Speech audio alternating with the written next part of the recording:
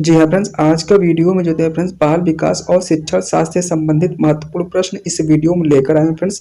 जितने भी प्रश्न हैं फ्रेंड्स बहुत इंपॉर्टेंट हैं, हर एग्जाम में पूछा गया है। फ्रेंड्स आपको बता दें कि ये सीटेट जो होते हैं कंप्लीट जो होते हैं मैराथन वीडियो होने वाला है सीटेट के लिए। और इसमें जो होते हैं सीडीपी कंप्लीट जो होते हैं टॉपिक वाइज जो होते हैं, जैसे आप लोग देख सकते हैं एक एक पॉइंट जो होते हैं, भाग देखिए एक जो होते हैं भी है, ठीक है। तो भाग एक है, ऐसे कुल मिलाकर जो होते हैं 20-25 भाग, मतलब कंप्लीट जो होते हैं आपको इस वीडियो में आपको कंप्लीट मैराथन वीडियो देने वाला हूँ फ्रेंड्स। क्योंकि इस वीडियो से अगर देख ले रहे हैं तो सीडीपी में जो होते हैं 30 में जो होते हैं आपका 25 जरूर आ जाएगा, ठीक है फ्रेंड्स। इतना तो मुझे उम्मीद है, क्योंकि अब इसको वीडियो बनाने में बहुत मेहनत लगा है। और एकदम सीरियल बाय फ्रेंड्स, जैसे कि पहला देखिए भाग है कि बाल विकास और अधिगम सिद्धांत, ठीक है। अब देखिए दूसरा भाग क्या है। दूसरा भाग देखिएगा, दूसरे भाग में देखिए अधिगम के प्रकार और शिक्षण विधियां। तो मतलब कंप्लीट आपको जो होते हैं इस वीडियो में आपको बताएंगे कि किस प्रकार से जो होते हैं प्रश्न बन सकता है, और टॉपिक वाइज जो होते हैं आपको इस वीडियो में दिए हैं। तो बिना देर किए हुए चलिए हम प्रश्न को शुरू करते हैं। फ्रेंड्स आपको बता दें कि अगर आप जो होते हैं, अगर हमारा पीडीएफ चाहते हैं, जो ये पीडीएफ है इसको अगर चाहते हैं तो इसके नीचे डिस्क्रिप्शन में लिंक दिया गया है, आप इसको ज्वाइन कर लीजिए। टेलीग्राम चैनल है, व्हाट्सएप चैनल है, आप इसको ज्वाइन कर सकते हैं और वहां से जो होते हैं इस वीडियो को देते हैं पीडीएफ प्राप्त कर सकते हैं, ठीक है। तो बिना देर किए फ्रेंड्स आपको बता दें कि लास्ट में एक प्रश्न भी पूछेंगे फ्रेंड्स, जिसका आंसर फ्रेंड्स आपको कमेंट बॉक्स में देना रहेगा, ठीक है। मुझे उम्मीद है कि जो लास्ट में जो प्रश्न पूछेंगे उसका आंसर उम्मीद है कि आप लोग जरूर देंगे, ठीक है। अगर आप लोग सीरियस स्टूडेंट होंगे तो आप जरूर देंगे, ठीक है। तो प्रश्न चलिए प्रश्न शुरू करते हैं।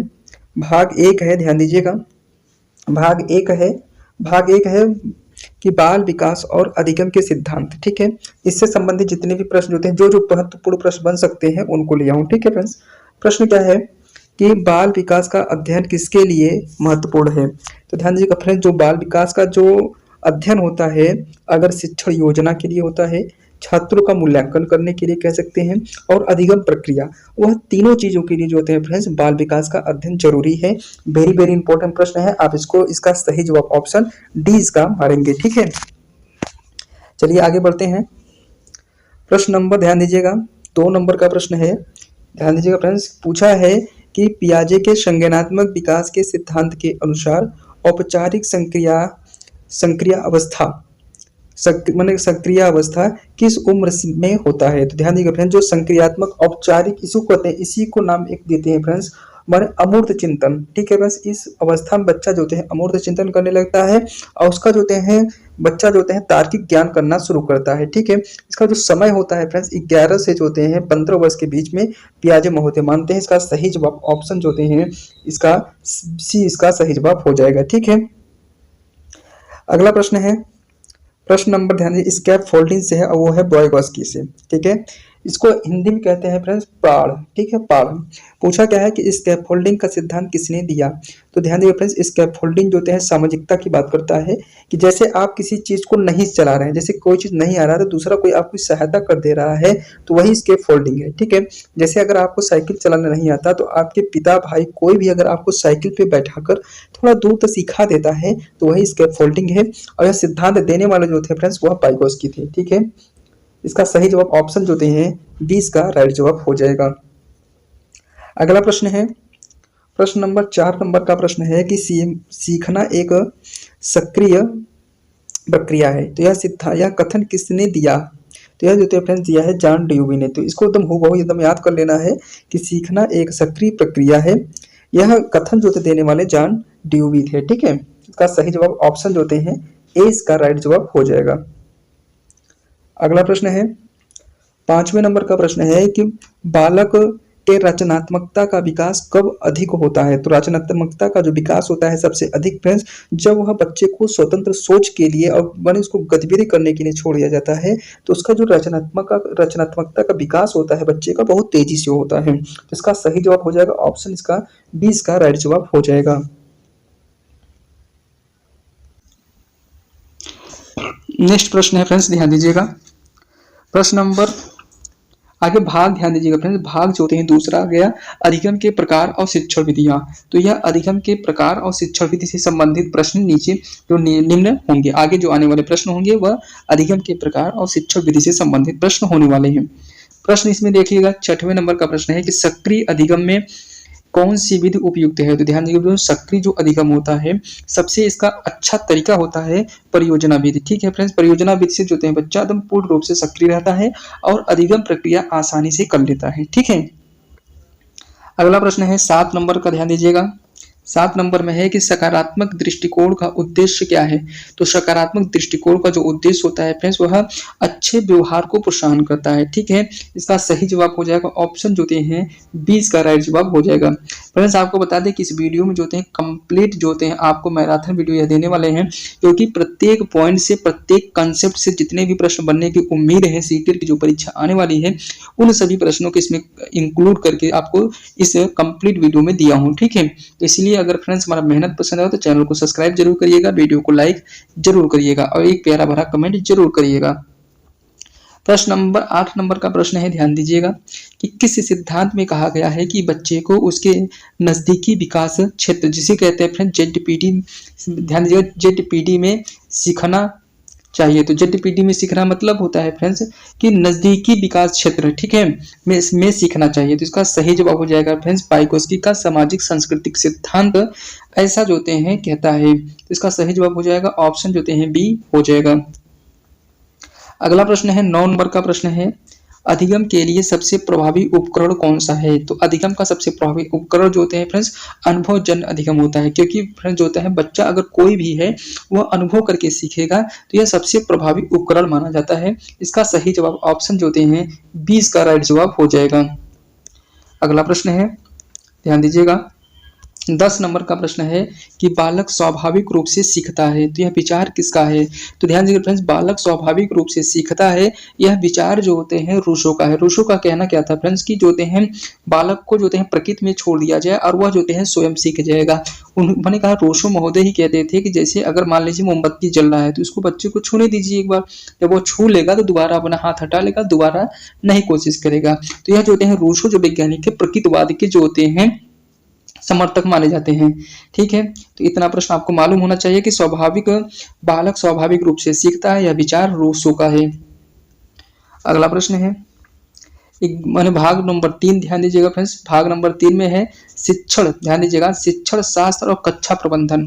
ठीक है, क्योंकि फ्रेंड्स मैं आपको बता दूं कि प्रत्येक पॉइंट से फ्रेंड्स आपको बनाया प्रश्न, क्योंकि जितने भी प्रश्न है फ्रेंड्स बहुत इंपॉर्टेंट होने वाला है। क्योंकि अगर हमारी मेहनत पसंद आ रही है फ्रेंड्स हमारे चैनल को सब्सक्राइब जरूर करिएगा, क्योंकि हर एक पॉइंट से जो होते हैं यह प्रश्न बनाया हूं, क्योंकि आपका जो होते हैं सीडीपी का कहीं से भी कोई टॉपिक ना छूटे।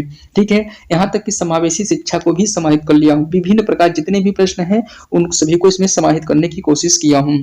ठीक है, अगर कोई छूट गया हो तो उसको कमेंट करके बताइएगा, उसको भी हम नेक्स्ट वीडियो में अगर कहेंगे तो बना देंगे, लेकिन यही आपके लिए बहुत पर्याप्त वीडियो होने वाला है।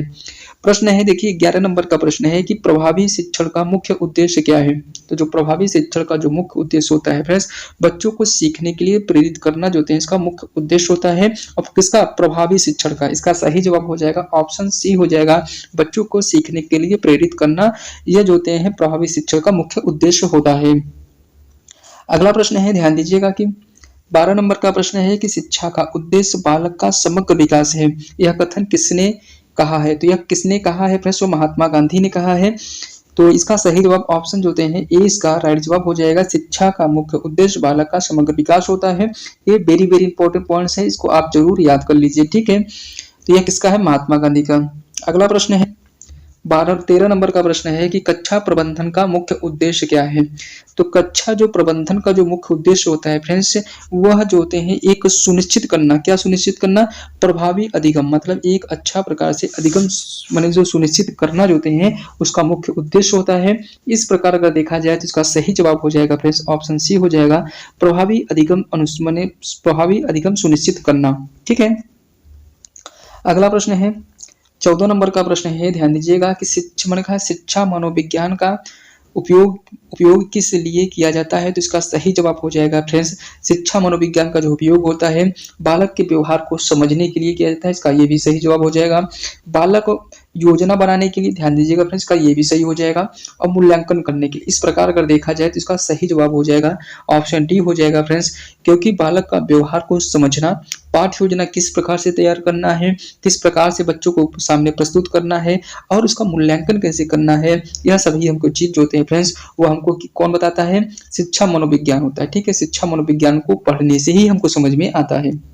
अगला प्रश्न है, ध्यान दीजिएगा 15 नंबर का प्रश्न है कि कक्षा में विविधता को कैसे संभालें। तो ध्यान दीजिएगा फ्रेंड्स कि अगर विविधता की बात कर रहा है, मतलब समावेशी शिक्षा की यहाँ पर बात कर रहा है, तो बच्चों की व्यक्तिगत आवश्यकता को समझकर, अगर व्यक्ति की हम अगर बहन ध्यान दीजिएगा, अगर हमको विविधता को हमको कैसे संभालने की बात कहा है कि बच्चों की व्यक्तिगत आवश्यकता को समझकर जो होते हैं अगर हम कोई कार्य करेंगे तो वह जो होते हैं काम आसानी से हो जाएगा, और बच्चे किसी चीज को जो होते हैं उसको आगे बच्चे के व्यवहार को समझे तब उसको जो होते हैं हम विविधता को समझ पाएंगे। ठीक है, अगला प्रश्न है भाग नंबर 4 है फ्रेंड्स, ध्यान दीजिएगा। भाग नंबर 4 में ध्यान दीजिएगा क्या है कि मूल्यांकन और सुदृढ़ीकरण। ठीक है, मूल्यांकन क्या होता है फ्रेंड्स कि अंतिम मूल्यांकन। ठीक है, मूल्यांकन और सुदृढ़ीकरण ये वेरी वेरी इंपॉर्टेंट प्रश्न है फ्रेंड्स। मूल्यांकन हर एग्जाम में पूछा जाता है और सीटेट का तो 2 से 3 प्रश्न जरूर बन जाएंगे। ठीक है, प्रश्न है क्या है, प्रश्न है कि सुमेटिव मूल्यांकन का उद्देश्य क्या है। तो सुमेटिव जो होते हैं, सुमेटिव मूल्यांकन का जो उद्देश्य होता है फ्रेंड्स अंतिम मूल्यांकन करना। ठीक है, इसका सही जवाब हो जाएगा ऑप्शन सी हो जाएगा, अंतिम मूल्यांकन करना होता है। अगला प्रश्न है 17 नंबर का प्रश्न है, ध्यान दीजिएगा कि निम्नलिखित में से कौन सा सतत एवं व्यापक मूल्यांकन का उद्देश्य नहीं है। तो सतत एवं व्यापक मूल्यांकन का जो उद्देश्य जो होते हैं फ्रेंड्स कौन सा नहीं पूछा है। तो अगर नहीं पूछा है देखिएगा, पहला देखिए क्या कह रहा है कि सभी क्षेत्रों का मूल्यांकन करना, ये सही माना जाता है क्योंकि हम अगर बच्चा कोई है जिसका सतत मूल्यांकन के अंतर्गत उसको हम समाहित कर सकते हैं। बी जो दिया है बच्चों के रचनात्मक, यानी कि रचनात्मक का उद्देश्य ये होता है कि मतलब टोटल कंप्लीट जो होते हैं बच्चों का मूल्यांकन करने से होता है, ये भी सही है। देखिए केवल दे दिया ना, ये गलत हो जाएगा क्योंकि जो होते हैं केवल वाला प्रश्न हर समय गलत होता है। ठीक है, कहीं भी अगर मिल जाए केवल परीक्षा पर जोर देना, परीक्षा से जोर देने से कोई मतलब नहीं है। इसका सही जवाब हो जाएगा ऑप्शन सी हो जाएगा, केवल परीक्षा पर जोर देना। ठीक है, क्योंकि इसमें नहीं पूछा तो नहीं वाला हमको बताना था। अगला प्रश्न है, ध्यान दीजिएगा 18 नंबर का प्रश्न है कि प्रेरणा का मुख्य स्रोत क्या है। तो प्रेरणा का मुख्य स्रोत होता है फ्रेंड्स प्रशंसा और पुरस्कार दोनों होता है। ठीक है, इसका सही जवाब हो जाएगा ऑप्शन जो होते हैं सी, इसका राइट जवाब हो जाएगा। अगला प्रश्न है, ध्यान दीजिएगा आगे, ध्यान दीजिएगा भाग नंबर 5, ध्यान दीजिएगा भाग नंबर 5 में है अधिगम का सिद्धांत और उसकी व्यवहारिकता। ठीक है फ्रेंड्स, अधिगम का सिद्धांत और उसकी व्यवहारिकता से संबंधित प्रश्न इस अब आगे होने वाले हैं 19 से। तभी कहा है फ्रेंड्स आपको जो होते हैं कंप्लीट, आपको जो होते हैं सीडीपी का जो होते हैं कंप्लीट मैराथन वीडियो इस वीडियो देने वाला हूँ फ्रेंड्स, क्योंकि हर टॉपिक से जो होते हैं फ्रेंड्स प्रश्न जरूर पूछे जाते हैं, क्योंकि एक आपको एक आइडिया लास्ट समय में आपको हो जाए। ठीक है, प्रश्न है कि कहें सशर्त अधिगम का सिद्धांत किसने दिया। तो सशर्त अधिगम का सिद्धांत जो होते हैं फ्रेंड्स पावलोव ने दिया था। ठीक है, इसका सही जवाब हो जाएगा ऑप्शन बी, सशर्त अधिगम का सिद्धांत पावलोव महोदय ने दिया था। अगला प्रश्न है 20 नंबर का प्रश्न है कि बच्चे अपनी गलतियों से कब सीखते हैं। तो ध्यान दीजिएगा फ्रेंड्स जो बच्चे जो होते हैं अपनी गलतियों को कब सीखते हैं, जब उन्हें प्रोत्साहित किया जाता है। ठीक है, इसका सही जवाब ऑप्शन जो होते हैं ए, इसका राइट जवाब हो जाएगा। ठीक है, अगला प्रश्न है, अब अगला प्रश्न है, ध्यान दीजिएगा कि 21 नंबर का प्रश्न है कि बच्चों में नैतिक विकास का अध्ययन किसने, मैंने कहा अध्ययन किसने किया। तो सबसे पहले नैतिक विकास का अध्ययन किसने किया था, तो कोहलरबर्ग ने किया था। ठीक है, इसका सही जवाब फ्रेंड्स ऑप्शन जो होते हैं 20 का राइट जवाब हो जाएगा। अगला प्रश्न है 22 नंबर का प्रश्न है कि परिपक्वता का मतलब क्या है। तो परिपक्वता का जो मतलब होता है फ्रेंड्स जन्मजात विकास होता है। ठीक है, परिपक्वता मतलब होता है समय के साथ जो होते हैं बॉडी में माने एक मैच्योरिटी आ जाना, मतलब ये मतलब वो जो होते हैं अपनी क्षमता को प्राप्त कर लेना। ठीक है, वही उसकी बनी परिपक्वता होती है। तो जन्मजात का विकास होना इसका सही जवाब हो जाएगा। अगला प्रश्न है, ध्यान दीजिएगा प्रश्न नंबर, ध्यान दीजिएगा फ्रेंड्स 23 नंबर का प्रश्न है कि संज्ञानात्मक विकास में कौन सा तत्व मुख्य भूमिका निभाता है। तो माने जो मुख्य भूमिका अगर संज्ञानात्मक की बात करता है तो यह जो होते हैं सामाजिक संपर्क को बताता है और शारीरिक परिपक्वता को बताता है और शिक्षा। ठीक है, यह तीनों चीजों को बताने का काम जो होते हैं संज्ञानात्मक विकास के मुख्य भूमिका के रूप में मान सकते हैं। तो इस प्रकार इसका सही जवाब ऑप्शन डी हो जाएगा। अगला प्रश्न है, ध्यान दीजिएगा, भाग देखे फ्रेंड्स 6 नंबर का है, कौन सा है, शिक्षण सामग्री और तकनीकी उपयोग से संबंधित है। प्रश्न है हमारे सामने है कि दृश्य सामग्री का उद्देश्य क्या है। तो दृश्य सामग्री, देखिए आगे प्रश्न ये हम किससे प्रश्न अब आगे नेक्स्ट है कि शिक्षण सामग्री से है, ठीक है, और दूसरा तकनीकी उपयोग से। तो पहला इसका पहला प्रश्न हो गया, और उसमें नंबर में देखा जाए 24 नंबर का प्रश्न है कि दृश्य सामग्री का मुख्य उद्देश्य क्या है। तो दृश्य सामग्री का मुख्य उद्देश्य पढ़ाई को रोचक बनाना होता है, ठीक है। इसका सही जवाब ऑप्शन जो होते हैं ए इसका राइट जवाब हो जाएगा, ठीक है। दृश्य सामग्री का देखिए एक रोचक बनाना हो सकता है, और उसके बाद बच्चों के अंदर रुचि पैदा करना भी इसका हम मान सकते हैं। ये तो ऑप्शन के ऊपर डिपेंड करेगा।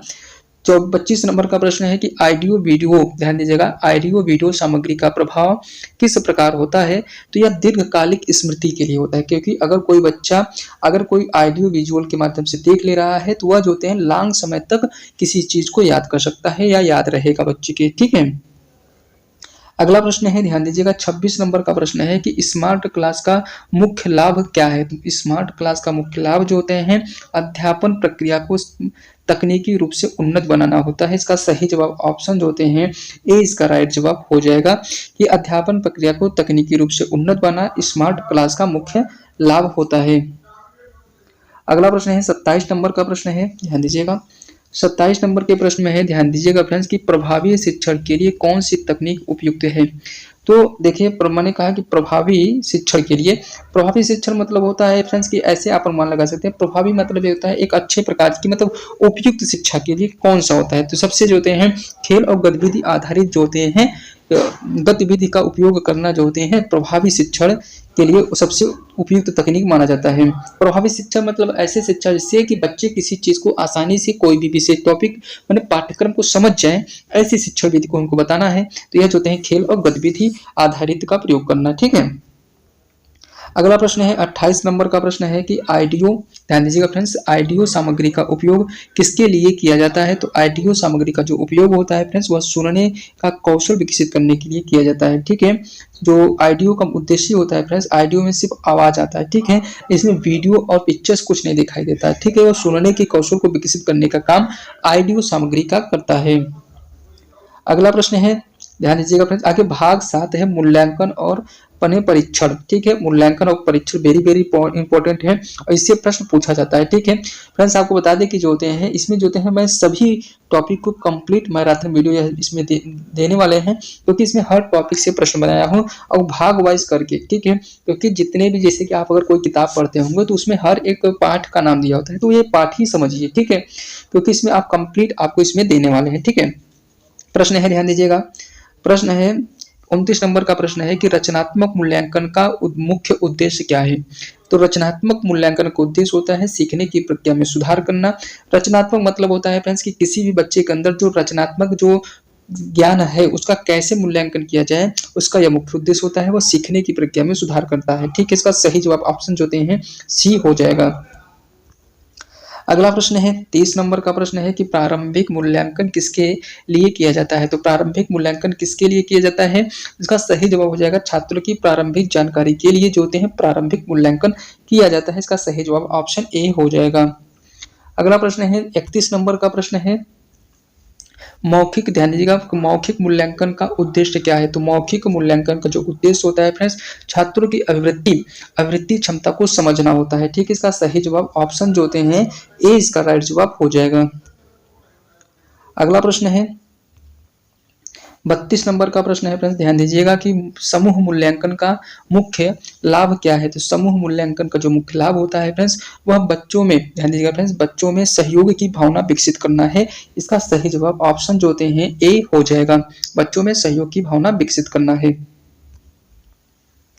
अगला प्रश्न है 33 नंबर का प्रश्न है कि निरंतर और व्यापक मूल्यांकन का मुख्य उद्देश्य क्या है। तो निरंतर और व्यापक मूल्यांकन का मुख्य उद्देश्य फ्रेंड्स बच्चों में बहुआयामी प्रगति को मापना है, ठीक है।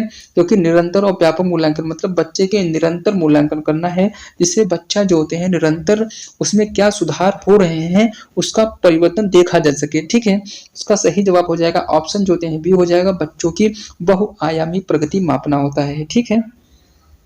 अगला प्रश्न है ध्यान देंगे फ्रेंड्स। अब इसके साथ साथ जो थे विविध प्रश्न लिए हैं, ठीक है, ऐसे प्रश्न जिसमें कि बहुत सारे टॉपिक इसमें इंक्लूड हैं, ठीक है। अब इसमें संबंधित जितने भी प्रश्न हैं देख लेते हैं। 34 नंबर का प्रश्न है कि बालक का मस्तिष्क कोरी कोरी पट्टी के समान होता है, ठीक है, यह विचार किसने दिया था? तो यह लॉक ने दिया था, ठीक है, यह विचार किसने दिया था? तो लॉक ने दिया था। ऑप्शन क्या हो जाएगा? ऑप्शन बी इसका राइट जवाब हो जाएगा। अगला प्रश्न है 35 नंबर का प्रश्न है कि बालकों में भाषाई विकास का मुख्य कारक क्या है? तो बालकों में भाषाई विकास का मुख्य कारक क्या होता है फ्रेंड्स? इसका सही जवाब हो जाएगा वह वातावरण, आनुवंशिकता और शिक्षा, यह तीनों कारक होते हैं, जिसका सही जवाब ऑप्शन जो होते हैं डी इसका हो जाएगा। अगला प्रश्न है 36 नंबर का प्रश्न है फ्रेंड्स, ध्यान दीजिएगा कि खेल आधारित अधिगम का उद्देश्य क्या है? तो खेल आधारित अधिगम का उद्देश्य जो होते हैं फ्रेंड्स पढ़ाई को रोचक बनाना होता है, ठीक है, क्योंकि अगर खेल आधारित अधिगम मतलब होता है एक खेल विधि होता है, ठीक है, जिससे बच्चा किसी क्रिया विधि के माध्यम से उसी चीज को सीख लेता है, जैसे खेल खेल में गिनती सीख लेना, ठीक है। इसका सही जो ऑप्शन जो होते हैं पढ़ाई को रोचक बनाना होता है। अगला प्रश्न है, ध्यान दीजिएगा कि प्रश्न नंबर माने भाग नंबर 9 है कि अधिगम और प्रेरणा, ठीक है। इससे प्रश्न है, प्रश्न क्या है कि बच्चों को प्रेरित करने के लिए सबसे अच्छा तरीका क्या है? तो बच्चों को प्रेरित करने का सबसे अच्छा तरीका फ्रेंड्स होता है उनकी उपस्थितियों की प्रशंसा करना, ठीक है। अगर एक जो होते हैं उपस्थितियों की जगह उपस्थितियों की प्रशंसा करेंगे तो वह जो होते हैं बच्चा जो होते हैं माने आंतरिक रूप से हम क्या कर रहे हैं बच्चों को मोटिवेट करने का काम कर रहे हैं, ठीक है। इसका सही जवाब हो जाएगा ऑप्शन जो होते हैं बी इसका राइट जवाब हो जाएगा। अगला प्रश्न है 38 नंबर का प्रश्न है कि अधिगम के लिए प्रेरणा का मुख्य स्रोत क्या है? तो मुख्य स्रोत जो होते हैं आंतरिक इच्छा होती है फ्रेंड्स। इसका सही जवाब ऑप्शन जो होते हैं बी इसका सही जवाब हो जाएगा। अगला प्रश्न है 39 नंबर का प्रश्न है कि अधिगम शिक्षण माने अधिगम सिद्धांत में सकारात्मक प्रबलन का क्या अर्थ होता है? तो सकारात्मक प्रबलन का जो अर्थ होता है अच्छे व्यवहार पर प्रोत्साहन देना, ठीक है। इसका सही जवाब ऑप्शन जो होते हैं बी इसका राइट जवाब हो जाएगा। अगला प्रश्न है फ्रेंड्स 40 नंबर का प्रश्न है, ध्यान दीजिएगा कि अधिगम में नकारात्मक प्रबलन का उपयोग किस लिए होता है? तो ध्यान दीजिएगा फ्रेंड्स जो नकारात्मक प्रबलन का उपयोग जो होते हैं अनुचित व्यवहार को कम करने के लिए जो होते हैं हम नकारात्मक पुनर्बलन या प्रबलन देते हैं या मोटिवेट करते हैं, इसको देते हैं प्रेरणा का काम करता है। तो यह जो होते हैं सही जवाब हो जाएगा ऑप्शन जो होते हैं सी हो जाएगा, अनुचित व्यवहार को कम करने के लिए जो होते हैं हम नकारात्मक प्रबलन का उपयोग करते हैं, ठीक है। अगला अगला भाग ध्यान दीजिएगा फ्रेंड्स, भाग है 10 बच्चों का मनोवैज्ञानिक विकास। तो बच्चों के मनोवैज्ञानिक विकास कैसे होता है इससे संबंधित प्रश्न अब जो होते हैं आगे से आने वाले हैं। इसका जो होते हैं 41 नंबर का प्रश्न ध्यान दीजिएगा कि कौन सा चरण अनौपचारिक संक्रियात्मक अवस्था कहलाता है? ध्यान दीजिएगा फ्रेंड्स जो 11 से ऊपर के जो बच्चे होते हैं फ्रेंड्स वह जो होते हैं अनौपचारिक संक्रियात्मक अवस्था कहलाता है। यह किसने दिया था? तो जीन पियाजे ने दिया था। जीन पियाजे कहाँ के थे? तो स्विट्जरलैंड के, ठीक है फ्रेंड्स, इतना चीज आपको मालूम होना चाहिए। तो यह जो होते हैं ओरिजिनल जीन पियाजे ने कितने नियम दिए थे? यह ध्यान दीजिएगा संज्ञानात्मक जो होते हैं औपचारिक संक्रियात्मक अवस्था, यह कैसी अवस्था है? तो यह चौथी अवस्था है। पहली अवस्था क्या है फ्रेंड्स, दूसरी अवस्था क्या है, तीसरी अवस्था क्या है? इनका तीनों का नाम जो होते हैं फ्रेंड्स कमेंट बॉक्स में जरूर लिखिएगा। और इसके साथ साथ जो होते हैं कितने वर्ष तक जो होते हैं मतलब कि पहली अगर अवस्था है जैसे संवेदीपेशी अवस्था है तो वह जो होते हैं कितने वर्ष से कितने वर्ष तक है उस प्रकार अगर डिटेल में लिखेंगे तो आपको जो होते हैं जीन पियाजे फ्रेंड्स याद हो जाएंगे, ठीक है। तो इसका क्या है औपचारिक संक्रियात्मक अवस्था कहलाता है। तो ध्यान दीजिएगा कौन सा कहलाता है 11 वर्ष और उससे अधिक, ठीक है। इसका सही जवाब ऑप्शन डी हो जाएगा। अगला प्रश्न है 42 नंबर का प्रश्न है कि नैतिक विकास के स्तर में कोहलरबर्ग ने कितने स्तर बताए? तो इसका सही जवाब हो जाएगा ऑप्शन बी इसका सही जवाब हो जाएगा।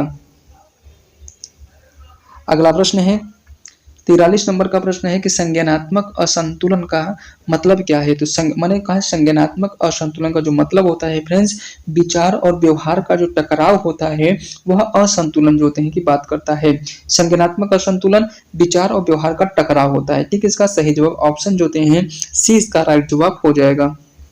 अगला प्रश्न है 44 नंबर का प्रश्न है, ध्यान दीजिएगा फ्रेंड्स कि अधिगम शक्ति को कैसे, ध्यान दीजिएगा कौन से कारक प्रभावित करते हैं? अधिगम शक्ति को जो होते हैं परिवेश, हमारे जो होते हैं सामाजिक परिवेश भी प्रभावित करते हैं, शारीरिक माने का शारीरिक स्वास्थ्य भी हमको प्रभावित करता है, और इसके बाद जो होते हैं मानसिक जो होते हैं स्थिति, यह जो होते हैं तीनों स्थितियां अगर देखा जाए तो हमारे अधिगम शक्ति को प्रभावित करते हैं। इसका सही जवाब ऑप्शन डी के साथ चला जाएगा। अगला प्रश्न है 45 नंबर का प्रश्न है कि बालकों में सृजनात्मकता का विकास किससे होता है। तो सृजनात्मकता का जो विकास होता है फ्रेंड्स वह स्वतंत्र सोच को बढ़ावा देने से होता है। इसका सही जवाब ऑप्शन जो होते हैं ए जो होते हैं इसका राइट जवाब हो जाएगा। अब ध्यान दीजिएगा फ्रेंड्स, भाग जो होते हैं 11 आ गया शिक्षण और कक्षा प्रबंधन। इसका सही जवाब क्या हो जाएगा, ध्यान दीजिएगा शिक्षण और इसके भाग से संबंधित प्रश्न है। अब आगे से जितने भी प्रश्न बनेंगे शिक्षण और कक्षा प्रबंधन से फिर जो होते हैं लिए हैं, ठीक है, क्योंकि कुछ प्रश्न छूट गए थे तो इसको मैं नीचे इंक्लूड कर दिया हूँ, ठीक है। तो इसमें भाग वाइज मैं डिवीजन कर दिया हूँ और जिस भाग से है उसी टॉपिक से मैं प्रश्न लिया हूँ जिस प्रकार से जो इंपॉर्टेंट है, ठीक है। लेकिन कोई भी प्रश्न आपको रिपीटेड नहीं मिलेगा, ठीक है। अगर हो सकता है कि काक बार मुझे देखने में ये हो गया हो तो ये अलग बात है, नहीं तो कोई भी प्रश्न रिपीटेड नहीं करेगा। लेकिन हाँ, कौन सा भाग है फ्रेंड्स उस भाग से संबंधित मैं प्रश्न को इंक्लूड करने की कोशिश किया और जहां जहां से प्रश्न मिला है उन प्रश्न को जो है इसमें समाहित करने की कोशिश किया हूँ। तो आप बिना मतलब शिद्दत के साथ से वीडियो देखिए और कंप्लीट जो होते हैं आपके यहाँ CDP मैराथन होने वाला है। क्योंकि इस वीडियो को अगर देख रहे हैं तो आपको जो होते हैं फ्रेंड्स एक ओवरऑल आइडिया हो जाएगा कि मतलब बाल विकास में पूछा क्या जाता है, ठीक है। प्रश्न ध्यान दीजिएगा कि कक्षा प्रबंधन का उद्देश्य क्या है। तो कक्षा प्रबंधन का जो उद्देश्य होता है फ्रेंड्स पढ़ाई का अनुकूल वातावरण बनाना है, ठीक है। इसका सही जवाब ऑप्शन जो होते हैं बी इसका राइट जवाब हो जाएगा। अगला प्रश्न है 47 नंबर का प्रश्न है कि कक्षा में अनुशासन बनाए रखने के लिए शिक्षक को क्या करना चाहिए। तो अनुशासन बनाए रखने के लिए सब क्या करना चाहिए, बच्चों को प्रेरित करना चाहिए, ठीक है। इसका सही जवाब ऑप्शन जो होते हैं बी इसका राइट जवाब हो जाएगा। अगला प्रश्न है 48 नंबर का प्रश्न है कि प्रभावी शिक्षण का मुख्य गुण क्या है। तो प्रभावी शिक्षण का मुख्य गुण होता है विषय का ज्ञान हो सकता है, छात्रों को समझने की क्षमता हो सकती है, अच्छी अभिव्यक्ति हो सकती है, उपयुक्त जो होते हैं फ्रेंड्स सभी हो सकता है, ठीक है। इस प्रकार देखा जाए तो प्रभावी शिक्षण मतलब ऐसी शिक्षण व्यवस्था होती है जिससे बच्चों के आसानी से कोई चीज सिखाया जा सके, ठीक है। इसका सही जवाब ऑप्शन उपयुक्त सभी हो जाएगा। अगला प्रश्न है 49 नंबर का प्रश्न है कि समूह शिक्षण, ध्यान दीजिएगा समूह शिक्षण का उद्देश्य क्या है। तो अगर समूह शिक्षक उद्देश्य की बात किया जाए तो छात्रों में व्यवहार माने कहा सहयोग की भावना बढ़ाना है, ठीक है। बच्चा अगर कोई भी समूह में जो कोई चीज सीखेगा तो एक दूसरे की सहायता करने की जो गुण होता है, सहयोग करने की भावना उसके अंदर विकास होता है। तो इसका सही जवाब ऑप्शन जो होते हैं ए हो जाएगा, छात्रों के सहयोग की भावना बढ़ाना है। अगला प्रश्न है 50 नंबर का प्रश्न है, ध्यान दीजिएगा फ्रेंड्स। अगर फ्रेंड्स आपको बता दें कि अगर हमारी मेहनत पसंद आ रही हो, क्योंकि इतना मेहनत फ्रेंड्स एक एक प्रश्न को छांटना और जो होता है टॉपिक वाइज लिखना जो होते हैं ये बहुत मेहनत का काम होता है। अगर हमारी मेहनत पसंद आ रही हो तो हमारे चैनल को सब्सक्राइब जरूर करिएगा, एक प्यारा सा कमेंट भी जरूर करिएगा फ्रेंड्स, ठीक है। तो ध्यान दीजिएगा 50 नंबर का प्रश्न है कि कक्षा में सकारात्मक वातावरण को कैसे बनाया जा सकता है। तो कैसे बनाया जा सकता है ये कहा है कि कैसे कक्षा में, ठीक है। तो यह छात्रों के बीच आपसी सम्मान मैंने कहा सम्मान से बच्चे के अंदर जो होते हैं एक क्यूरियोसिटी की भावना होती है, जो बच्चे से कोई प्रश्न पूछ रहा है तो उसका जवाब दे और सकारात्मक जवाब दे, ठीक है।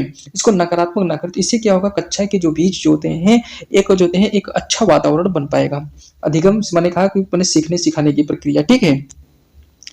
अगला प्रश्न है, ध्यान दीजिएगा विविध मैंने ध्यान दीजिएगा फिर विविध से प्रश्न लिया हूं, ठीक है। प्रश्न है ध्यान दीजिएगा कि शिक्षा में सतत विकास का उद्देश्य क्या है। तो सतत विकास जो होता है छात्रों का समग्र विकास, यही जो होते हैं सतत विकास होता है। इसका सही जवाब ऑप्शन जो होते हैं ए इसका सही जवाब हो जाएगा, ठीक है। क्योंकि सतत मतलब होता है जो निरंतर चलने वाला जो विकास होता है, बच्चे का ऐसा विकास जो हर क्षण हम करते रहे, उसका मूल्यांकन हो जाएगा, खेल में वह कैसा है और विभिन्न प्रकार के अगर चीज हम इसको देख रहे हैं तो वह इसका सतत विकास होता है। अगला प्रश्न है 52 नंबर का प्रश्न है कि सामाजिक अधिगम का प्रमुख कारक कौन सा है। तो सामाजिक अधिगम का जो प्रमुख कारक होता है फ्रेंड्स वह शिक्षक होता है, सहपाठी होता है, परिवार होता है। वह तीनों चीज जो होते हैं सामाजिक अधिगम का जो होते हैं प्रमुख कारक होता है। इस प्रकार ऑप्शन जो होते हैं इसका डी इसका सही जवाब हो जाएगा। अगला प्रश्न है 53 नंबर का प्रश्न है, ध्यान दीजिएगा कि बच्चों को सीखने की, ध्यान दीजिएगा फ्रेंड्स बच्चों को सीखने की क्षमता का आकलन कैसे किया जा सकता है। तो जो होते हैं बच्चों को जो सीखने के जो आकलन जो होते हैं वह जो होते हैं परीक्षा के परिणाम से कर सकते हैं, व्यवहारिक कार्यों से कर सकते हैं और उनके प्रश्नों के माध्यम से कर सकते हैं। इस प्रकार का देखा जो इसका सही जवाब हो जाएगा ऑप्शन डी हो जाएगा फ्रेंड्स, ठीक है। सीखने की क्षमता का आकलन कैसे किया जा सकता है, वह तीनों माध्यम से किया जा सकता है। अगला पॉइंट है, ध्यान दीजिएगा भाग है 13 अधिगम के सिद्धांत और प्रक्रिया, ठीक है। अधिगम के जो होते हैं इससे संबंधित प्रश्न अब जो होते हैं आपको देखने को मिलेंगे। ध्यान दीजिएगा फ्रेंड्स कि थॉर्नडाइक का प्रभाव नियम, ध्यान दीजिएगा प्रभाव का नियम किससे संबंधित है। जो प्रभाव का नियम होता है फ्रेंड्स, वह थॉर्नडाइक महोदय जो थे वह सफलता और असफलता की बात कर रहे थे। इसका सही जवाब हो जाएगा ऑप्शन सी, इसका राइट जवाब हो जाएगा। अगला प्रश्न है, पावलोव के क्लासिकल कंडीशनिंग का मुख्य घटक क्या है। तो ध्यान दीजिए फ्रेंड्स, जो माने क्लासिकल कंडीशनिंग जो होते हैं मुख्य घटक पावलोव महोदय का, इसका जो होते हैं सही जवाब हो जाएगा प्रबलन। ठीक है, माने एक प्रकार का पुनर्बलन जो होते हैं हम कह सकते हैं। ठीक है, ऑप्शन इसका सही जवाब ए हो जाएगा। अगला प्रश्न है 55 नंबर का प्रश्न है फ्रेंड्स, ध्यान दीजिएगा कि स्किनर का ऑपरेटिव माने ऑपरेंट कंडीशनिंग किस पर आधारित है। तो ऑपरेंट जो कंडीशनिंग है फ्रेंड्स, वो जो होते हैं अनुक्रिया और प्रबलन दोनों स्थितियों पर आधारित है। ठीक है, तो दो स्थिति कौन कौन सी है उसका, अनुक्रिया और प्रबलन। ठीक है, अगला प्रश्न है 57 नंबर का प्रश्न है कि संज्ञानात्मक अधिगम में अध्ययन माने, ध्यान दीजिएगा फ्रेंड्स, प्रश्न देखिएगा फ्रेंड्स, प्रश्न नंबर देखें 57 नंबर का प्रश्न है कि संज्ञानात्मक अधिगम में अध्ययन माने ध्यान दिया जाता है। तो संज्ञानात्मक अधिगम में जो ध्यान दिया जाता है फ्रेंड्स, वो मानसिक प्रक्रिया पर किया जाता है। तो इसका सही जवाब ऑप्शन जो होते हैं इसका 20 का राइट जवाब हो जाएगा।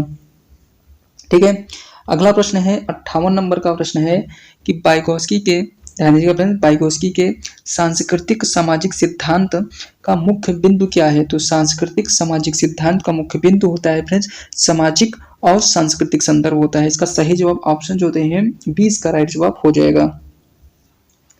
अगला प्रश्न है 59 नंबर का प्रश्न है कि जोन ऑफ, ध्यान दीजिएगा friends, zone of proximal development ZPD का मतलब क्या है।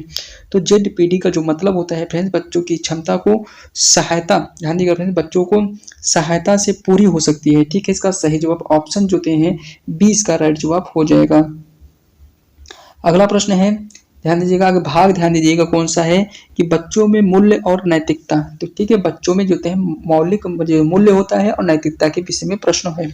ठीक है, प्रश्न है, ध्यान दीजिएगा 60 नंबर का प्रश्न है कि मूल्यांकन आधारित शिक्षा का उद्देश्य क्या है। तो जो होते हैं मूल्यांकन आधारित जो शिक्षा होता है, इसका मुख्य उद्देश्य नैतिकता का विकास करना या नैतिक विकास करना बच्चे के अंदर। ठीक है, इसका सही जवाब ऑप्शन जो होते हैं ए, इसका राइट जवाब हो जाएगा। अगला प्रश्न है 61 नंबर का प्रश्न है कि नैतिक निर्णय लेने की क्षमता का विकास किस उम्र में तेजी से होता है। तो निर्णय लेने का जो विकास होता है वह 13 से 19 वर्ष में जो होते हैं बच्चों के लिए अधिक होता है। इसका सही जवाब ऑप्शन जो होते हैं सी, इसका सही जवाब हो जाएगा नैतिक निर्णय लेने का विकास। ठीक है, क्षमता का विकास। अगला प्रश्न है 62 नंबर का प्रश्न है कि कोहलर वर्ग के नैतिक विकास के सिद्धांत में पूर्व व्यवहार, ध्यान दीजिएगा, पूर्व सह व्यवहार स्तर, ठीक है, इसे कहते हैं फ्रेंड्स, इसको क्या कहते हैं, पूर्व व्यवहार स्तर के बच्चे के किस पर ध्यान केंद्रित करते हैं। तो किस पर ध्यान केंद्रित करते हैं, तो यह व्यक्तिगत लाभ और दंड जो होते हैं दोनों पर पूर्व व्यवहार स्तर जो होते हैं केंद्रित करते हैं। ठीक है, इसका सही जवाब ऑप्शन जो होता है व्यक्तिगत लाभ और दंड जो होते हैं, इसका सही जवाब हो जाएगा। 63 नंबर का प्रश्न है, ध्यान दीजिएगा, 63 नंबर का प्रश्न है फ्रेंड्स, ध्यान दीजिएगा कि नैतिक शिक्षा को कक्षा में प्रभावी रूप से लागू करने के लिए क्या आवश्यक है। तो यह जो होते हैं फ्रेंड्स, आपको बता दें कि शिक्षा की व्यक्तिगत भूमिका होती है। इसका सही जवाब ऑप्शन जो होते हैं 20 का राइट जवाब हो जाएगा।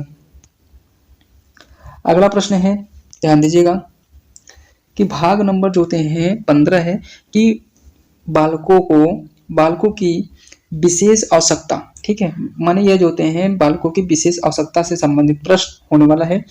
प्रश्न है कि विशेष होते हैं विशेष आवश्यकता वाले बालक को कैसे, कौन सा समर्थन सबसे प्रभावी होता है। तो ध्यान दीजिएगा, विशेष आवश्यकता वाले बालक के लिए जो होते हैं फ्रेंड्स वह समावेशी शिक्षा जरूरत पड़ती है। इस प्रकार देखा जाए सही जवाब इसका ऑप्शन ए, इसका सही जवाब हो जाएगा। ठीक है फ्रेंड्स, अगला प्रश्न है 65 नंबर का प्रश्न है, ध्यान दीजिएगा, 65 नंबर का प्रश्न है कि विशेष आवश्यकता वाले बालकों के लिए कौन सा दृष्टिकोण उपयुक्त है। तो विशेष आवश्यकता वाले बालकों के लिए जो होते हैं फ्रेंड्स वह उनके अनुकूल और व्यवहार को तैयार करना होता है। ठीक है, इसका सही जवाब ऑप्शन जो होते हैं 20 का हो जाएगा सही जवाब। ठीक है, अगला प्रश्न है 66 नंबर का प्रश्न है, ध्यान दीजिएगा फ्रेंड्स, क्या है कि लर्निंग डिसेबिलिटी से पीड़ित बच्चे किसमें जो होते हैं कठिनाई अनुभव करते हैं, तो किसमें कठिनाई अनुभव करते हैं, तो पढ़ने और लिखने में जो होते हैं, दोनों में जो होते हैं, ठीक है, पढ़ने और लिखने में दोनों में जो होते हैं उनको समस्या होती है, कठिनाई का अनुभव करते हैं, लर्निंग डिसेबिलिटी, ठीक है। इसका सही जवाब ऑप्शन जो होते हैं ए इसका राइट जवाब हो जाएगा। अगला प्रश्न है फ्रेंड्स, ध्यान दीजिएगा, डिसलेक्सिया से प्रभावित बच्चों को, ध्यान दीजिएगा फ्रेंड्स, डिसलेक्सिया से प्रभावित बच्चे को सहायता देने का सर्वोत्तम तरीका क्या है, तो सबसे अच्छा तरीका जो होते हैं फ्रेंड्स वो उसकी विशेष माने शिक्षा तकनीकी का उपयोग करना होता है। अगर इस प्रकार से अगर डिसलेक्सिया से अगर कोई बच्चा पीड़ित है तो उसे विशेष प्रकार की शिक्षा तकनीक का उपयोग देना चाहिए। अगला प्रश्न है 16 नंबर का है फ्रेंड्स, भाग जो होते हैं 16 है, विविध प्रकार के फिर प्रश्न लिए हैं। फ्रेंड्स आपको बता दें कि अगर हमारी मेहनत पसंद आ रहा है तो हमारे फ्रेंड्स चैनल को सब्सक्राइब जरूर करिएगा फ्रेंड्स, क्योंकि एक वीडियो को बनाने में बहुत मेहनत लगता है, क्योंकि एक टॉपिक वाइज जो होते हैं इसको डिवीजन करना भी बहुत मैटर रखता है, ठीक है। तो अगर हमारी मेहनत पसंद आ रही हो तो चैनल को सब्सक्राइब करिएगा। अगर पीडीएफ चाहिए तो हूबहू अगर ये पीडीएफ चाहिए तो आप डिस्क्रिप्शन में लिंक है फ्रेंड्स, उस पर जाकर आप जो होते हैं इस पीडीएफ को प्राप्त कर सकते हैं, ठीक है। अगर इसमें जो होते हैं क्या होते हैं कि इसमें टेलीग्राम चैनल, व्हाट्सएप है, दोनों में से किसी को ज्वाइन कर लीजिएगा, उस पर आपको मिल जाएगा, ठीक है। 68 नंबर का प्रश्न है कि बाल केंद्रीय शिक्षा का उद्देश्य क्या है, उद्देश्य है, तो इसका सही जवाब हो जाएगा फ्रेंड्स, जो बाल केंद्रीय शिक्षा होता है वह व्यक्तिगत व्यवहार को ध्यान में रखकर होता है। कैसे, बालक की जो व्यक्तिगत आवश्यकता होती है उनको ध्यान में रखकर जो होती है वह शिक्षा का उद्देश्य बनाया जाता है, ठीक है। इसका सही जवाब ऑप्शन ए हो जाएगा। अगला प्रश्न है फ्रेंड्स, ध्यान दीजिएगा, 69 नंबर का प्रश्न है कि कौन सा सिद्धांत खेल आधारित अधिगम को बढ़ावा देता है, तो खेल आधारित अधिगम को बढ़ावा देने वाला जो होते हैं सबसे अच्छा जो होते हैं होता है कि अनुभवात्मक शिक्षा जो होता है फ्रेंड्स सबसे अच्छा माना जाता है। तो इसका सही जवाब ऑप्शन जो होते हैं बी इसका राइट जवाब हो जाएगा, ठीक है, ऑप्शन बी इसका राइट जवाब होगा। अगला प्रश्न है 70 नंबर का प्रश्न है, पूछा क्या है कि बहुबुद्धि सिद्धांत के प्रवर्तक कौन है, ध्यान दीजिए फ्रेंड्स, बहुबुद्धि सिद्धांत के प्रवर्तक जो होते हैं हार्वर्ड गार्टनर थे, ठीक है। इसका सही जवाब ऑप्शन जो होते हैं सी इसका सही जवाब हो जाएगा। अगला प्रश्न है फ्रेंड्स, ध्यान दीजिएगा, आगे भाग कौन सा है, शिक्षण विधि और सामग्री, अभी आपको कराए हैं लेकिन कुछ बहुत सारे प्रश्न छूटे रहते हैं, तो मतलब मैं जो प्रश्न है फ्रेंड्स उनको एक जोते हैं वह चैप्टर का नाम दे दिए हैं, ठीक है, उसी प्रकार से मैं डिवीजन करके उसको आपको बताया हूँ। तो यह जो है वीडियो आपको कंप्लीट मैराथन होने वाला है, क्योंकि हर टॉपिक को मैं इसमें इंक्लूड किया हूँ और जहां से जो भी प्रश्न बन सकते हैं उनको सभी को लिया हूँ। प्रश्न क्या है कि शिक्षण विधि का चयन किस पर निर्भर करता है, तो यह जो होते हैं शिक्षण विधि का जो चयन होता है फ्रेंड छात्रों की आवश्यकता पर जो होते हैं निर्भर करता है। इसका सही जवाब ऑप्शन जो होते हैं बी इसका राइट जवाब हो जाएगा। अगला प्रश्न है, ध्यान दीजिएगा, 72 नंबर का प्रश्न है, समूह चर्चा का मुख्य उद्देश्य क्या है, तो समूह चर्चा का मुख्य उद्देश्य फ्रेंड जो होते हैं छात्रों को, ध्यान दीजिएगा, छात्रों के विचारों का आदान प्रदान करने के लिए प्रेरित करना, यह समूह चर्चा का मुख्य उद्देश्य होता है। इसका सही जवाब ऑप्शन बी इसका राइट जवाब हो जाएगा। अगला प्रश्न है 73 नंबर का प्रश्न है, 73 नंबर का प्रश्न है कि सक्रिय, ध्यान देगा, सक्रिय शिक्षण का मुख्य सिद्धांत क्या है, तो मुख्य सिद्धांत जो होते हैं यह जो होते हैं छात्रों की समस्याओं का समाधान करने में मदद करना है, ठीक है। इसका सही जवाब ऑप्शन जो होते हैं बी इसका राइट जवाब हो जाएगा। अगला प्रश्न है, ध्यान दीजिएगा, 74 नंबर का प्रश्न है कि ऑडियो विजुअल सामग्री का उपयोग शिक्षण में क्यों किया जाता है, तो ध्यान दीजिएगा फ्रेंड्स, का ऑप्शन दिया है कि छात्रों को मनोरंजन प्रदान करने के लिए, क्योंकि अगर शिक्षण कोई संस्थान है तो इसमें मनोरंजन की बात नहीं कर सकते हैं, ठीक है। और क्या दिया है, ऑप्शन बी दिया है कि छात्रों की रुचि बढ़ाने और अवधारणाओं को स्पष्ट करने के लिए, तो इसका सही जवाब हो जाएगा बी हो जाएगा कि बच्चों की रुचि को बढ़ाने और अवधारणाओं को स्पष्ट करने के लिए यह जो है शिक्षण सामग्री का उपयोग किया जाता है। अगला प्रश्न है 75 नंबर का प्रश्न है, ध्यान दीजिएगा कि प्रोजेक्ट कार्य का मुख्य लाभ क्या है, तो जो प्रोजेक्ट कार्य होता है फ्रेंड्स, प्रोजेक्ट कार्य के माध्यम से जो होते हैं फ्रेंड्स बच्चा जो होते हैं किसी भी कार्य में जो होते हैं एक अनुभव प्राप्त करता है। तो इसका सही जवाब क्या हो जाएगा फ्रेंड्स, छात्रों में जो होते हैं ना, छात्रों को व्यवहारिक अनुभव प्रदान करता है, ठीक है। कौन करता है, प्रोजेक्ट कार्य, ठीक है। और बच्चे के अंदर एकता की भावना आती है और मतलब सहयोग की भावना विकसित होती है। भाग 18 क्या है कि बालक की शारीरिक और मानसिक स्वास्थ्य आवश्यकताएं, ठीक है। इसका क्या हो जाएगा फ्रेंड्स, सही जवाब कि शारीरिक गतिविधियों का बच्चे के मानसिक मानसिक स्वास्थ्य पर क्या प्रभाव पड़ता है? तो इसका सही जवाब हो जाएगा फ्रेंड्स ऑप्शन जो होते हैं सी हो जाएगा, सकारात्मक और संतुलित प्रभाव जो होते हैं पड़ता है। अगला प्रश्न है 77 नंबर का प्रश्न है कि बच्चों में तनाव कम करने के लिए शिक्षक को क्या करना चाहिए? तो शिक्षक को जो होते हैं बच्चों को प्रेरित करना चाहिए और सहयोग प्रदान करना चाहिए। कैसा सहयोग प्रदान करना चाहिए? एक प्रकार का पुनर्बलन जो होते हैं देना चाहिए, जिससे कि बच्चा जो होते हैं नकारात्मक चीजों से दूर हो सके और बच्चा अपनी पढ़ाई में कंटिन्यू कर सके। ठीक है, तो इसका जो होते हैं तनाव कम करने के लिए। ठीक है, अगला प्रश्न है 78 नंबर का प्रश्न है फ्रेंड्स, ध्यान दीजिएगा कि एक अच्छी नींद यानी का अच्छी नींद का बच्चे के अधिगम पर क्या प्रभाव पड़ता है? तो ध्यान दीजिएगा फ्रेंड्स, जो अगर कोई बच्चा है अच्छा नींद ले रहा है तो यह जो होते हैं अधिगम को बढ़ावा देता है। ठीक है, नींद लेना भी जो होते हैं फ्रेंड्स बहुत जरूरी होता है। अगर आप नींद नहीं लेंगे तो यह जो होते हैं अधिगम प्रक्रिया बाधित होगी। ठीक है, अगला प्रश्न है 79 नंबर का प्रश्न है, ध्यान दीजिएगा कि सकारात्मक मानसिक स्वास्थ्य का संकेत क्या है? तो ध्यान दीजिएगा फ्रेंड्स, सकारात्मक मानसिक स्वास्थ्य का जो संकेत क्या है? तो यह जो होते हैं आत्मविश्वास और संतुलन जो होते हैं दोनों होता है। इसका सही जवाब ऑप्शन जो होते हैं ए इसका सही जवाब हो जाएगा। अगला प्रश्न है 80 नंबर का प्रश्न है कि बालकों में ध्यान दीजिएगा स्कूल में मानसिक स्वास्थ्य और जागरूकता बढ़ाने का सबसे अच्छा तरीका क्या है? तो सबसे अच्छा तरीका जो होते हैं मनोवैज्ञानिक सत्र और कार्यशालाएं आयोजित करना इसका सही जवाब हो जाएगा। ऑप्शन जो होते हैं बी हो जाएगा, मनोवैज्ञानिक सत्र और कार्यशालाएं आयोजित करना जो होते हैं यह मानसिक स्वास्थ्य जागरूकता बढ़ाने का सबसे अच्छा तरीका हो सकता है। अगला भाग है, ध्यान दीजिएगा मूल्यांकन और परीक्षा प्रणाली। ठीक है, इसका सही जवाब क्या हो जाएगा? परीक्षा प्रणाली कौन सा होगा? अब प्रश्न क्या है? प्रश्न है कि मूल्यांकन का मुख्य उद्देश्य क्या है? तो मूल्यांकन का मुख्य उद्देश्य फ्रेंड्स होता है कि छात्रों की कमजोरी का पता लगाना और बच्चे की जो कमियां हैं उसको दूर करना। इसका जो होते हैं मूल्यांकन का मुख्य ये उद्देश्य होता है। तो इसका सही जवाब किसके साथ चला जाएगा? ऑप्शन बी के साथ, छात्रों की कमजोरी और ताकत पहचानना। ठीक है, अगला प्रश्न है 82 नंबर का प्रश्न है कि समग्र, ध्यान दीजिएगा समग्र मूल्यांकन का मतलब है, ध्यान दीजिएगा फ्रेंड्स पहला ऑप्शन दिया है देखिए कि छात्रों की केवल, ध्यान दीजिए केवल दे दिया ना, तो केवल नहीं होगा। ठीक है, मैंने कहा छात्रों की सभी गतिविधियों और विकास का मूल्यांकन, तो सभी गतिविधि की बात करता है, सभी गतिविधि की बात नहीं करता। ठीक नहीं, सभी गतिविधि की बात करता है हाँ, क्योंकि समग्र कहा है ना, समग्र मतलब होता है सभी गतिविधि और विकास करना, इसका सही जवाब हो जाएगा। ठीक है, क्योंकि ये केवल है तो ये भी आंसर नहीं होगा। छात्रों के लिए परीक्षा आयोजित करना, परीक्षा से कोई मतलब नहीं है, इसका सही जवाब ऑप्शन बी इसका सही जवाब हो जाएगा। अगला प्रश्न है 83 नंबर का है कि फॉर्मेटिव मूल्यांकन, ध्यान दीजिएगा फॉर्मेटिव मूल्यांकन किसके लिए उपयोगी है? तो जो पहला देखिए दिया है कि छात्रों की अंतिम परीक्षा का परिणाम, मतलब इससे कोई परिणाम से कोई उद्देश्य नहीं होता। ठीक है, छात्रों के सीखने की प्रक्रिया में सुधार करना, ये देखिए सबसे अच्छा आंसर लग रहा है कि फॉर्मेटिव मूल्यांकन का सबसे अच्छा उपयोग होता है। ठीक है, अगला प्रश्न है 84 नंबर का प्रश्न है कि मल्टीपल चॉइस प्रश्न, ध्यान दीजिए जिसको कहते हैं हम एमसीक्यू का मुख्य लाभ क्या है? तो ये जो है समय की बचत करता है। ठीक है, क्योंकि जो है बना जो है कोई भी क्वेश्चन एग्जाम में किस प्रकार से बन कर आएगा उस प्रकार से आपको जो है एकदम हूबहू मिल जाएगा। ठीक है, इसका सही जवाब ऑप्शन जो है ए इसका राइट जवाब हो जाएगा।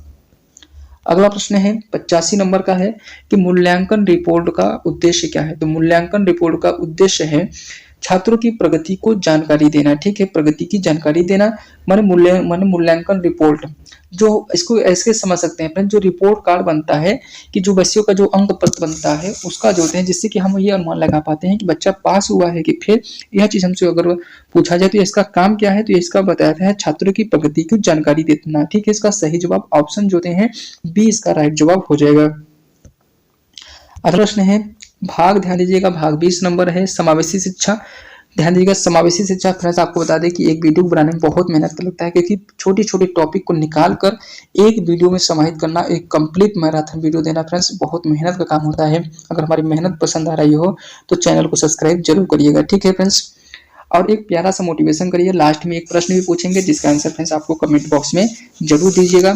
और अगर इसका पीडीएफ चाहिए तो डिस्क्रिप्शन में लिंक है फ्रेंड्स, टेलीग्राम चैनल और व्हाट्सएप चैनल का, आप इससे जुड़ सकते हैं और वहां पर जो होते हैं इस वीडियो को प्राप्त कर सकते हैं। तो और इसको प्राप्त करके बार बार प्रैक्टिस जरूर कर लीजिए। ठीक है, समावेशी शिक्षा का मुख्य उद्देश्य क्या है? तो समावेशी शिक्षा का मुख्य उद्देश्य सभी बच्चों को समान अवसर प्रदान करना, इसका सही जवाब हो जाएगा। ठीक है, कि बच्चों को समान अवसर प्रदान करना। अगर कहीं भी प्रश्न में फ्रेंड्स अवसर दिया रहता है, इसका आंसर सही होता है। ठीक है, यह ट्रिक समझ लीजिए आप। अगला प्रश्न है, ध्यान दीजिएगा, 87 नंबर का प्रश्न है कि समावेशी शिक्षा में शिक्षक की क्या भूमिका होती है? तो समावेशी शिक्षा में शिक्षक का जो भूमिका होती है फ्रेंड्स, सभी बच्चों को व्यक्तिगत जरूरत को ध्यान में रखना होता है। ठीक है, इसका सही जवाब हो जाएगा ऑप्शन बी हो जाएगा कि सभी बच्चों के व्यक्तिगत जरूरत को ध्यान में रखना समावेशी शिक्षा का मुख्य उद्देश्य होता है। अगला प्रश्न है 88 नंबर का प्रश्न है कि समावेशी शिक्षा, ध्यान दीजिएगा फ्रेंड्स, समावेशी शिक्षा में योजना बनाना क्यों आवश्यक है? क्योंकि देखिए फ्रेंड्स, अगर हम योजना नहीं बनाएंगे तो क्या समस्या आ सकती है, इस आगे देखिए आवश्यकता क्यों है। तो ध्यान दीजिए, प्रत्येक बच्चों को विशेष जरूरत को पूरा करने के लिए ये योजना बनाई जाती है। ठीक है, क्योंकि बच्चे की क्या चीज जरूरत है, इसका योजना बनाना बहुत जरूरी है, नहीं तो बच्चा जो होते हैं वो अपने अधिगम कार्य को नहीं कर पाएगा। ठीक है, अगला प्रश्न है 89 नंबर का प्रश्न है कि समावेशी कक्षा में कौन सा दृष्टिकोण सही है? तो समावेशी कक्षा में सबसे कौन सा दृष्टिकोण सही है? तो प्रत्येक बच्चों की क्षमता के अनुसार शिक्षण कार्य किया जाना, यह जो होते हैं समावेशी शिक्षा के लिए सबसे अच्छा दृष्टिकोण माना जाता है। ठीक है, सबके लिए ना, तो इसका सही जवाब हो जाएगा ऑप्शन बी हो जाएगा कि प्रत्येक बच्चों की क्षमता के अनुसार शिक्षण कार्य। ठीक है, अगला प्रश्न है 90 नंबर का प्रश्न है कि समावेशी शिक्षा का सबसे बड़ा लाभ क्या है? तो समावेशी शिक्षा का सबसे बड़ा लाभ जो होता है फ्रेंड्स, सभी बच्चों में सहयोग और समानता की भावना विकसित करना। इसका सही जवाब ऑप्शन बी इसका राइट जवाब हो जाएगा। अगला प्रश्न है 21 नंबर का प्रश्न है कि नैतिक और सामाजिक विकास, बच्चों में नैतिक नैतिक मूल्यों का विकास कैसे किया जा सकता है? इसका सही जवाब हो जाएगा फ्रेंड्स आदर्श उदाहरण प्रस्तुत करके। इसका सही जवाब क्या हो जाएगा? ऑप्शन बी हो जाएगा आदर्श उदाहरण प्रस्तुत करके। अगला प्रश्न है, ध्यान दीजिएगा कि समूह गतिविधियां, ध्यान दीजिएगा समूह गतिविधियां बच्चों में कौन सा गुण विकसित करती है? तो ध्यान दीजिएगा फ्रेंड्स, समूह गतिविधियां जो होते हैं सहयोग और सामाजिकता की भावना जो होते हैं बच्चे के अंदर विकसित करती है। समूह का, अगर बच्चा कोई समूह में काम करेगा तो वह जो होते हैं सहयोग की भावना करेगा। ठीक है, उसके अंदर अनुशासन की भावना आएगी। ठीक है, इतना फ्रेंड्स आपको मालूम होना चाहिए। अगला प्रश्न है 93 नंबर का प्रश्न है, ध्यान दीजिएगा कि बच्चों के सामाजिक विकास में स्कूल का क्या योगदान है? तो स्कूल का जो योगदान होता है फ्रेंड्स, वह सामाजिक कौशल को सिखाना होता है। ठीक है, कि बच्चों का जो होते हैं सामाजिक कौशल का विकास हो जाए, यह जो होते हैं इसका प्रमुख माने योगदान होता है किसका? स्कूल का। अगला प्रश्न है 94 नंबर का प्रश्न है कि सामाजिक जागरूकता बच्चों में कैसे पढ़ाई जा सकती है, बढ़ाई जा सकती है? तो उनको जो होते हैं उन्हें सामाजिक गतिविधियों में शामिल करके। इसका सही जवाब ऑप्शन जो होते हैं बी इसका राइट जवाब हो जाएगा। अगला प्रश्न है 95 नंबर का प्रश्न है, ध्यान दीजिएगा 95 नंबर का प्रश्न है कि सामाजिक कौशल सिखाने का सबसे प्रभावी तरीका कौन सा होता है? तो सबसे प्रभावी तरीका जो होते हैं फ्रेंड्स वह समूह परियोजना होता है। ठीक है, समूह परियोजना सबसे अच्छा तरीका होता है। ठीक है, अगला प्रश्न है 22 नंबर का माने प्रश्न है फ्रेंड्स, ध्यान दीजिएगा 22 भाग है माने बाल विकास और शिक्षा साल के जीव माने कहा नवीनतम दृष्टिकोण। ठीक है, यह टॉपिक है फ्रेंड्स, इससे प्रश्न वेरी वेरी इंपॉर्टेंट है, इससे जरूर प्रश्न पूछा जाएगा। प्रश्न है कि बाल केंद्रित शिक्षा का उद्देश्य क्या है? तो बाल केंद्रित शिक्षा का जो उद्देश्य होता है फ्रेंड्स, यह जो होता है बच्चों की रुचि और आवश्यकताओं को ध्यान केंद्रित करना होता है। इसका सही जवाब हो जाएगा ऑप्शन बी हो जाएगा बच्चों की रुचियों और आवश्यकताओं पर ध्यान केंद्रित करना है। अगला प्रश्न है 97 नंबर का प्रश्न है कि ब्लूम टेक्सोनॉमी मुख्य रूप से किससे संबंधित है? तो जो ब्लूम टेक्सोनॉमी होता है फ्रेंड्स, वह शिक्षण उद्देश्यों के वर्गीकरण से संबंधित होता है। इसका सही जवाब ऑप्शन बी हो जाएगा। अगला प्रश्न है 98 नंबर का प्रश्न है कि सीखने में बहुबुद्धि सिद्धांत का महत्व माने क्या महत्व है? तो यह विभिन्न प्रकार की बुद्धि को पहचानने और प्रोत्साहित करने के लिए होता है। इसका सही जवाब ऑप्शन जो होते हैं 20 का राइट जवाब हो जाएगा। फ्रेंड्स, आपको बताना है कि बहुबुद्धि सिद्धांत किसने दिया था, इसका कमेंट बॉक्स में जरूर बताइए, क्योंकि अभी मैं ऊपर ही आपको इसका प्रश्न का बताया हूँ। ठीक है, 99 नंबर का प्रश्न है, ध्यान दीजिएगा कि 99 नंबर का प्रश्न है कि कमीशन रिपोर्ट राष्ट्रीय शिक्षा नीति एनईपी का मुख्य उद्देश्य क्या है? तो जो एनईपी का मुख्य उद्देश्य क्या होता है फ्रेंड्स, इसको बताना है। तो यह जो होते हैं समग्र विकास और कौशल आधारित शिक्षा प्रदान करना। इसका सही जवाब हो जाएगा ऑप्शन डी इसका राइट जवाब हो जाएगा। ठीक है, अगला प्रश्न है 100 नंबर का प्रश्न है फ्रेंड्स, ध्यान दीजिएगा फ्रेंड्स। अगर हमारी मेहनत पसंद आया हो फ्रेंड्स तो हमारे चैनल को सब्सक्राइब जरूर करिएगा, वीडियो को लाइक जरूर करिएगा फ्रेंड्स, क्योंकि एक वीडियो बनने में बहुत मेहनत लगता है। बस इतना ही कहेंगे फ्रेंड्स। प्रश्न क्या है कि कला आधारित शिक्षण का मुख्य उद्देश्य क्या है? तो इसका जो मुख्य उद्देश्य होता है फ्रेंड्स, अधिगम प्रक्रिया को रोचक और प्रभावी बनाना होता है। इसका सही जवाब ऑप्शन जो होते हैं 20 का राइट जवाब हो जाएगा। ठीक है, लास्ट प्रश्न है, इसका आंसर फ्रेंड्स आपको कमेंट बॉक्स में बताना है कि इसका सही जवाब क्या हो जाएगा। ठीक है फ्रेंड्स, अगर आपको बता दें कि अगर इसका पीडीएफ चाहते हैं, कंप्लीट पीडीएफ चाहते हैं, तो नीचे डिस्क्रिप्शन में लिंक दिया गया है, इसको आप ज्वाइन कर लीजिए।